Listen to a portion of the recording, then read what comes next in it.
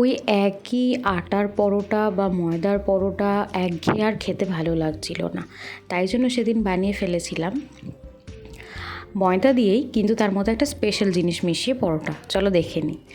এখানে হাফ বাটি সুজি নিয়েছি আর 1 চামচ ভর্তি চিনি দিয়ে সেটাকে দুধের মধ্যে ভালোভাবে মিশতে দিয়ে দেবো। তাতে হবে চিনিটাও গলে যাবে আর সুজিটাও ফুলে যাবে। এটাকে 15 থেকে 20 মিনিটের জন্য ঢেকে রেখে দেবো।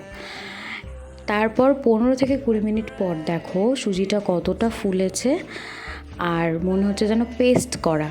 সুজিটা নরমও হয়ে এসেছে, দানা দানা ভাবটা আর নেই। এবার আমি নিয়ে নিয়েছি 1 বাটি ময়দা, যার মধ্যে দিলাম স্বাদ মতো নুন আর ময়ানের জন্য তেল দিয়ে এটাকে ভালোভাবে শুকনো মেখে ময়ান দিয়ে দেবো।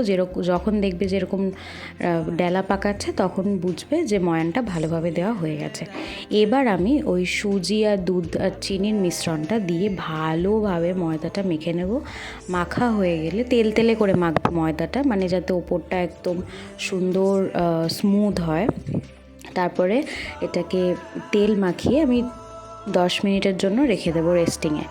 তারপর এটাকে বেলে নিচ্ছি। আমি খুব ভালো গোল করতে পারি না, যেরকম পেরেছি তোমরা একটু অ্যাডজাস্ট করে নিও। যেরকম পেরেছি সেরকম বেলেছি। দিয়ে এবার এটাকে ভালো করে ফার্স্টে ফ্রাইং প্যানে শুকনো ভেজে তারপরে তেল দিয়ে এপিট ওপিট করে ভেজে নেবো। আচ্ছা, আমার পরোটাগুলো একটু হলদেটে হয়েছে, কারণ কি আমি ফ্রাইং প্যানের মধ্যে রান্না করেছিলাম, একটা তরকারি রান্না করেছিলাম, তো ওই হলুদটাই লেগে আছে। ওই জন্য ওটা পরোটার মধ্যে কিছুটা উঠেছে, কিন্তু পরের পরোটাগুলো আবার সাদা হয়েছে। প্রথমের দিকের পরোটাগুলো একটু হলুদ হয়েছে। দেখো কতটা সফট হয়েছে, আর খেতেও কিন্তু হয়েছে দারুণ। তোমরা অবশ্যই এভাবে একবার বানিয়ে দেখো। আর আমি এটাকে শুকনো শুকনো করে মা একটু আলুর তরকারি, মানে আলুর দমও বলা যায় আবার আলুর তরকারিও বলা যায়, সেটা করেছিল। সেটা দিয়ে খেতে অসাধারণ লাগছিল।